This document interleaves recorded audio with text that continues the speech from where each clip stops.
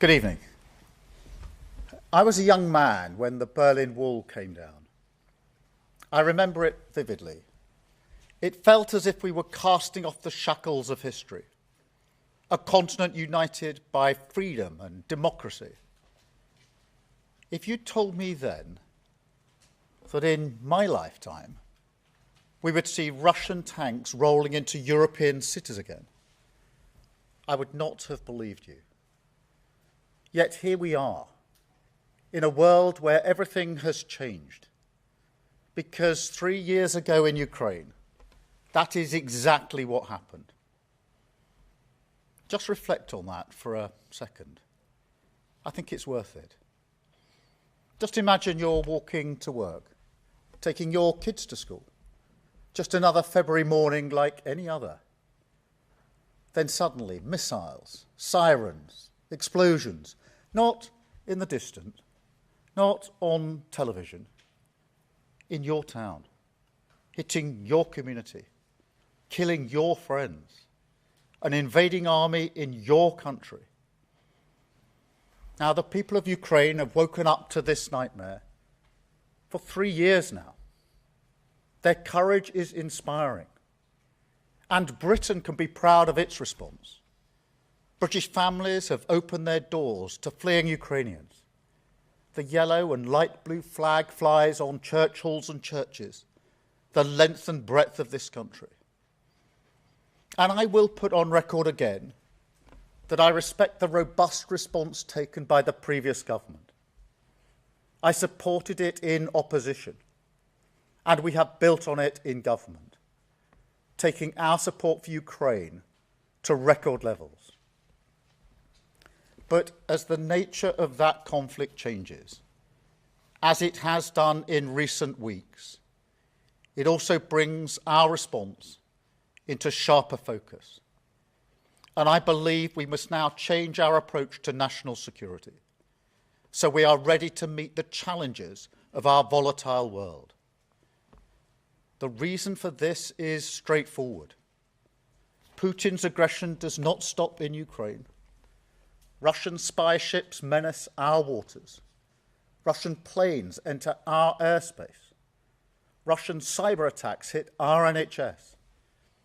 And just 7 years ago, there was a Russian chemical weapons attack in broad daylight on the streets of Salisbury. We can't hide from this. And I know people have felt the impact of this conflict through rising bills and prices.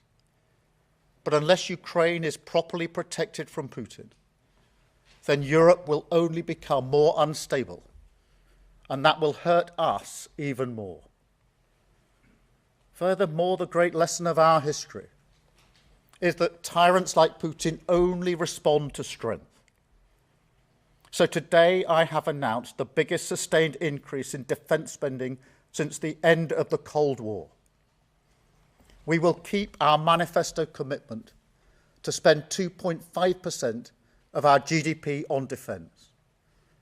But in light of the grave threats that we face, we will bring forward that target so we meet it in 2027.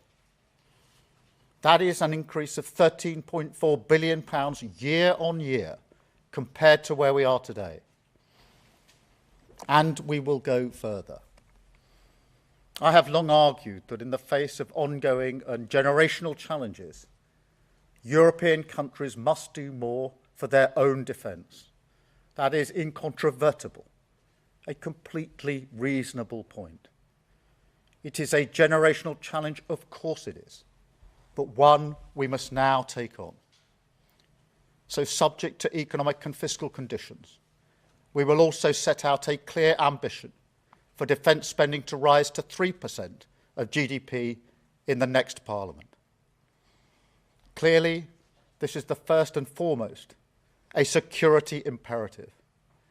But I also believe that it's a tremendous opportunity. We can use this investment to rebuild Britain's industrial base.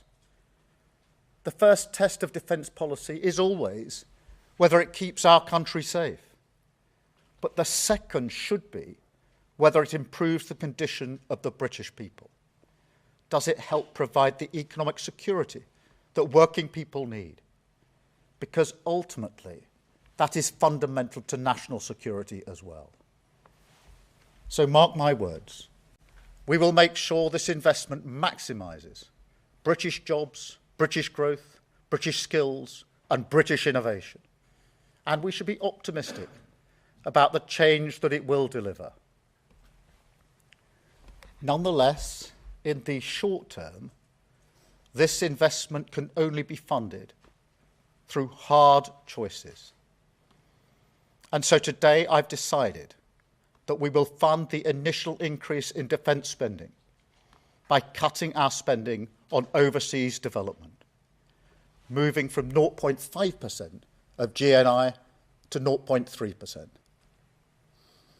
I want to be clear, that is not an announcement that I'm happy to make. I'm proud of Britain's pioneering record on overseas development, and we will continue to play a key humanitarian role in war-torn countries like Sudan, Ukraine and Gaza, in tackling climate change and supporting international efforts on global health challenges like vaccination. And we will do everything to move towards a world where we can rebuild our development capacity. However, the realities of our dangerous new era mean that the defence and national security of our country must always come first. That is what I campaigned on in the general election. It is what we are delivering today. A new approach on defence, a revival of our industrial base, a deepening of our alliances, the instruments of our national power brought together, creating opportunity, assuring our allies, delivering security for our country. At moments like this in our past, Britain has stood up to be counted. It has come together, and it has demonstrated strength. And that is what the security of this country needs now, and it is what this government will deliver. I will now take questions from the media. I've got Beth from Sky first. Thank you, Prime Minister. For months you've refused to give a time frame of when you'd hit spending 2.5% of GDP on defence, and now you've accelerated that. Isn't the simple reality that a Trump White House has now bounced you into that acceleration and that decision? And you say this is a generational moment, you reference the Cold War, you sound like a Prime Minister on the war footing. Should viewers be alarmed at how significant this moment is, and what does it really mean for our national security? Thank you. Well, Beth, this is a significant moment. And that is why we've got to rise this generational challenge. It is a moment where we have to fight for peace through the action that we take. And in relation to your question about the timing, I think in our heart of hearts, we've all known that this decision has been coming for 3 years, since the beginning of the conflict in Ukraine. The last few weeks have accelerated my thinking on when we needed to make this announcement. And I'll be very clear about that, because it is absolutely clear to me now that the decision that, as it were, started life 3 years ago needs to be taken now to rise to the challenge that we have to face. The conflict in Ukraine is about the sovereignty of Ukraine, but it's also about security and defence in Europe and our security and defence. And the first duty of government is to ensure that its citizens are secure, and that is why I'm taking that as a matter of duty and responsibility today. Thank you, Beth. Can I go to Carl, ITV? Thank you, Prime Minister. The Russians have been in Ukraine for 3 years now. What has changed is the response from the White House. You wouldn't be making this announcement today if you weren't going to see Donald Trump on Thursday, would you? And could I also ask, is he the reason why you've decided to take the money for defence from the aid budget? Well, on the timing, I do think that this is a decision that's 3 years in the making. I do think that we've known that this decision had to be taken. Of course, the discussions about talks between the parties, a possible peace, what that might mean for European security, the role the UK would have to play in that, has brought our response into sharp focus. I have made a commitment for the safety and security of our country that we will play our full part in any security guarantees if we get that far. And that includes a commitment, if necessary, to use capabilities such as putting our boots on the ground, subject to a US backstop. But it is that context, and in that context, that yes, I have pushed our system to move this date forward, because I think it's vital that we take this decision now, that we rise to the occasion, and we show the leadership that's needed across Europe in response to a very changed context. And that's why I've made this decision today. Thank you. Chris Mason. Thank you, Prime Minister. Chris Mason, BBC News. Picking up on Carl and Beth's question, what do you say to those people who might think that Donald Trump is now effectively setting UK government policy? And have you done an assessment on the impact of the cutting of the aid budget? Thank you. I've been arguing for some time in most of the meetings I've been to since I've been Prime Minister for 7 or 8 months now, that European countries, including the United Kingdom, needed to do more for our own collective self-defence and security. So that is not a new argument. Yes, it's true President Trump thinks we should do more, and I agree with him. It chimes with my thinking on this. And by more, I mean more capability, I mean more coordination, and I need more spending. And we have to learn the lessons of the conflict, particularly when it comes to capability and coordination. The war being fought in Ukraine, I felt this very strongly when I was there a few weeks ago, is being fought now in a very different way to the way it was being fought just 3 years ago. We're seeing firsthand what conflict looks like in Europe in 2025. We have to respond to that for the safety and security of our country. So this is very much my decision based on my assessment of the circumstances that we face as a country. And it is taken first and foremost to ensure that the United Kingdom and its citizens are safe and secure. That is the first duty that I have as Prime Minister. It is my duty, my responsibility, and that is why I have taken this decision today. Thank you. Chris Hope. Chris. Prime Minister Christopher Hope from GB News. In July, Reform UK fought the election on a policy to increase defence spending to 2.5% of GDP by 2027 and to 3% of GDP after 2030, funded by a £6 billion saving in the aid budget. You said you'll do similar. You'll increase defence spending to 2.5% by 2027, 3% after 2030, funded by a £6 billion cut in the aid budget. Are you Nigel Farage in disguise? Nigel Farage didn't even turn up to the debate in Parliament today. Nigel Farage is fawning over Putin. That's not patriotism. That is not what working people need. What I've done is take the duty of Prime Minister seriously, which is to ensure that our citizens are safe and secure. And this decision is made to ensure that they are safe and secure. It is a decision intended to ensure that we fight for the peace that we've enjoyed for the last 80 years, so that for generations to come, they can enjoy the freedoms that we have enjoyed. So I've taken this with only one thing in mind, and that is the citizens of this country, for whom I am responsible. Thank you, Chris. Theo, Times Radio. Theo Ushwood, Times Radio. Are you concerned, Prime Minister, that come the spending review in the spring, later in the spring, that you've taken this tough decision when it comes to defence spending, but you're also going to have to take tough decisions when it potentially comes to tax rises, spending cuts across Whitehall, and that your own MPs and your own voters are going to turn to you and say, well, hang on a moment, you can find the money for defence. Why can't you find the money for the things that we're really worried about? Look, I have taken tough decisions. We took tough decisions in the budget. We took decisions I didn't want to take in terms of national insurance, winter fuel allowance. But we took those tough decisions as a political choice, so we could put the money into the NHS and deliver the reduction, for example, that we've seen in waiting lists. And that is a choice. And you can't have both. You can't argue no tax rises, no winter fuel changes, but please can we have the money for the NHS as well? It's one or the other. So we've taken that choice. And we will have to make other choices. I've taken a difficult choice today because I believe in overseas development. And I know the impact of the decision that I've had to take today, and I do not take it lightly. I do not want to take it. But the choice I've taken is that if we are going to ramp up defence spending in the way that I believe we have to, which underpins the decision I've made, then it is important that on the same day that I set out the extra spending, I set out pounds and pence precisely how we're going to fund it. What you saw from the last government going into the election was a plan to increase defence spending by 2030 that was full of holes, that didn't have credibility, that when probed had nothing material there.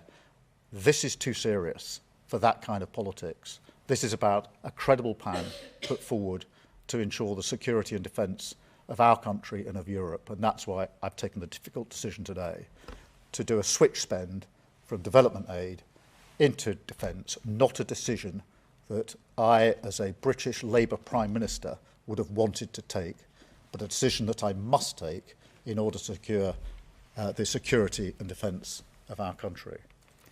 Jason from the Mail. Thanks, PM. You're off to see Donald Trump in a couple of days. We've had him calling Zelensky a dictator, suggesting he could be cut out of talks about the future of his own country. Can you change his mind about Ukraine? And I think you've had a chat with President Macron this afternoon. There's other European leaders coming here on Sunday. To what extent is this now a European effort to kind of lobby the US back into a better position? I have spoken to President Zelensky a number of times. I spoke to him on Wednesday night as the democratic elected leader in Ukraine. I spoke to him again on Saturday. I have spoken to President Macron this afternoon on his return to France, and I am hosting a number of countries at the weekend for us to continue to discuss how we go forward together as allies in light of the situation that we face. But I come back to something I said earlier today. This is not about a choice between the US or Europe. That would be a historic mistake in my view. This country has always been a key ally of the US and a keen ally with our European partners, and it's important that we continue to do so. The US is our most important alliance on NATO, on our nuclear capabilities, on AUKUS, and so much more that we do together. We fought wars together. We have an incredible amount of trade between us. And that alliance matters to me, it matters to this country. But equally, we have to ensure that we have the right alliances with our European partners so that together, in the way that this country has always done, and drawing together our European partners and the US, we have strength in our special position, the special relationship, which is not just a set of words. It's forged and has been forged over many years and withstood many, many challenges, and is important today as it's ever been, in my view.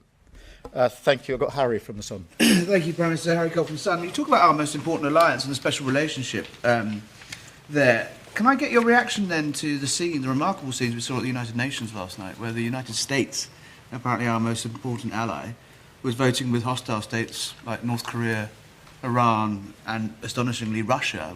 How did that make you feel as the man who's have to go and sit next to the president on Thursday and say all this stuff to his face?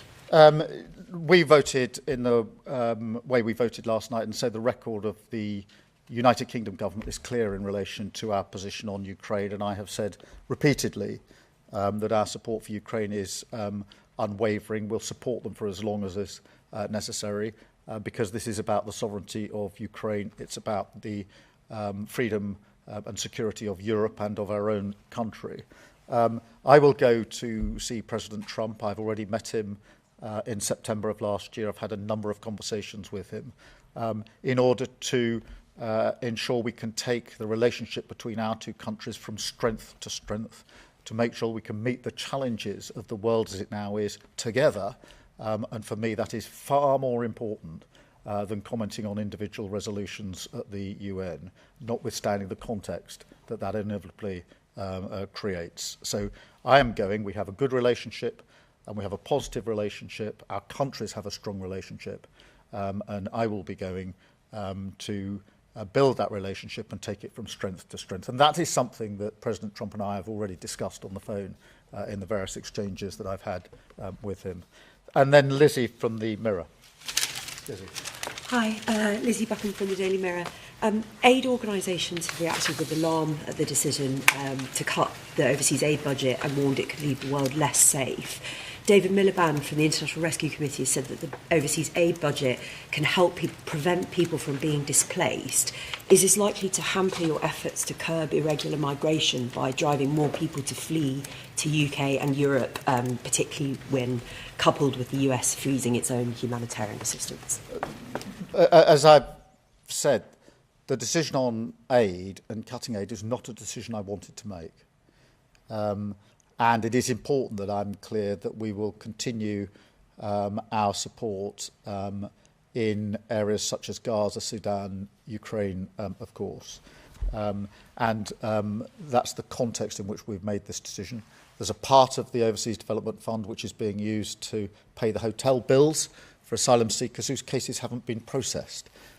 We need to change that by processing those claims and bringing those bills down. But nonetheless, this is a cut and I accept that. But there is no driver of migration and poverty like conflict. And that is why ensuring that by taking strong action now to deter tyrants like Putin, we have to take the decisions we've made today. Not a decision I wanted to take, a decision that's necessary for the protection of our country. And the very people who are most vulnerable are those that would be hit hardest if there was conflict. And that is why today I've taken necessary steps to avoid conflict. Thank you very much indeed. Thank you.